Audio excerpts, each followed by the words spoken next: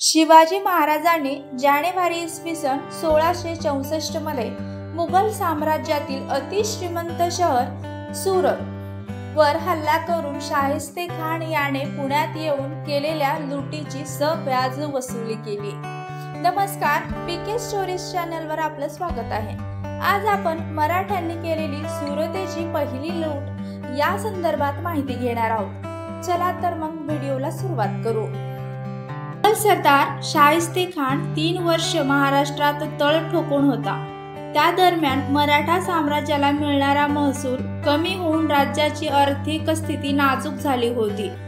त्याला पुण्यातून हिसकावून लावल्यावर राज्याची आर्थिक परिस्थिती सुधारण्यासाठी तातडीने हालचाल केली नसती तर राज्याचे दिवाळे निघाण्याची पाळी आली असती।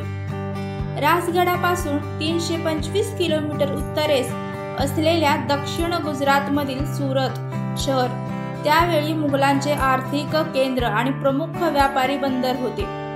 युरोप, आफ्रिका तसेच मध्य पूर्वेशीन येथून मोठ्या प्रमाणात व्यापार होईल। या व्यापारावरील करातून मुघलांना दरवर्षी लाखो रुपयाचे उत्पन्न मिळे। सुरतेचे शहर मुघलांच्या साम्राज्य सीमेपासून शेकडो किलोमीटर दूर असून सुद्धा सुरतेला बलाढ्य तटबंदी करण्यात आलेली होती। या किल्ल्यावर व आसपास 5000 सैनिकांची तरतूद होती। सुरतेतील अधिक आर्थिक व भौतिकच्या सैनिकी हालचालीवर नजर ठेवण्यासाठी शिवाजी महाराजांनी आपला मुख्य हेर माहिती काढून बहिर्जी नाईक शिवाजी महाराजांची भेट घेतली व सुरतेवर हल्ला करण्यासाठी मोठा खजिना हातात येईल असे सांगितले। यावर मसलत करून महाराजांनी सुरतेवर चाल करून जाण्याचा बेत रचला। तर मग चढाई कशी केली याबद्दल माहिती घेऊया। आपल्या राज्याच्या राजधानीपासून 300 किलोमीटर अंतरावर असलेल्या मुघल साम्राज्याच्या आत घुसून त्यांचे प्रमुख शहर लुटण्याची ही धाडसी मोहीम विजयी करण्यासाठी अतिशय वेगवान व अचूक हालचाली करणे आवश्यक होते। यासाठी मराठ्यांनी फक्त घोडदळ सज्ज केले। डिसेंबर 15 इसवी सन 1663 रोजी 8000 शिबंदी राजगडावरून सुरुवातीस ईशान्येकडे निघाले। मुघलांच्या ठाण्यापासून दूर राहत खानदेशातून रायकोट व रायगड सुभ्यातून थिंगळे सरदार यांच्या मदतीने हे सैन्य तापी खोऱ्यात सोनगडला उतरले। तुफान वेगवान वाटचाल करीत 20 दिवसात मराठे जानेवारी 5 रोजी 10 वाजताच्या सुमारास सुरतेजवळ दणदेवी गावाजवळ निघाले। तेथून त्यांनी मुघलांच्या सुरतेतील सुभेदार इनायत खान यांच्याकडे वकील पाठवून इनायत खान सुभेदाराने व सुरतेतील नामवंत व्यापाऱ्यांनी महाराज सांगतील तेवढी खंडणी भरण्याची व्यवस्था करावी, अन्यथा सुरतची बदसूरत झाल्यास त्याची जबाबदारी। आता लढाईला सुरुवात होणार होती। चला तर मग लढाईविषयी थोडक्यात पाहू। सुरतेच्या बचावासाठी मुघलांनी 5000 सैनिकांची तरतूद केलेली असली तरी त्या काळची एकूण परिस्थिती पाहता सुरतेवर शत्रू चाल करून येणे असंभव वाटणे साहजिक होते। खंबायतच्या आखातातील समुद्री मार्गावर इंग्लिश, डच व पोर्तुगीज आरमारांचे वर्चस्व होते। उत्तरेला आणि पूर्वेला शेकडो किलोमीटर पर्यंत मुघलांची सत्ता होती। दक्षिणेत शाहिस्ते खान नुकताच मोठी फौज घेऊन मराठे व इतर शहांचे पारिपत्य करण्यासाठी येऊन गेलेला होता। असे असता तेथील सुभेदार इनायत खान याने सुरतेतील कुमत कमी केलेली होती। कागदोपत्री 5000 सैनिक असलेल्या सुरतेत प्रत्यक्ष फक्त 1000च्या आसपास लढते सैनिक होते। बहिर्जी नाईक व त्याच्या हेरसंस्थेने याचाही माग लावलेला होता व शिबंदी परत वाढवण्याआधीच हल्ला केल्यास सफल होईल असाही सल्ला शिवाजी महाराजास दिला गेला होता। मराठे गणदेवीस आलेले कळता इनायत खान घाबरून गेला व त्याने सामोरे येऊन लढाई करण्याऐवजी सुरतेच्या किल्ल्यात पळ काढला। जानेवारी 5 च्या दुपारी त्याच्या काही तुकड्या मराठ्यांसोबत उभ्या राहिल्या।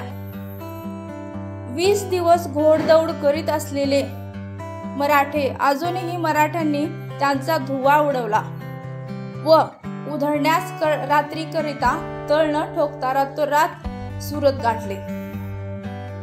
किल्ल्यात लपून बसलेल्या इनायत खानाकडून अधिक काहीही प्रतिकार न होता मराठे शहरात घुसले व त्यांनी जागोजागी चौक्या बसवल्या।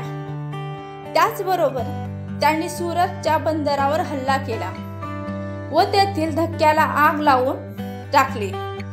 मोगल आरमाराने समुद्रातून येऊन प्रतिकार करू नये यासाठीही त्यांनी चाल केली होती। जरी बंदर नष्ट केले तरी मराठ्यांनी कोणत्याही युरोपियन वकिलातील किल्ले किंवा आरमारांना धक्का लावला नाही।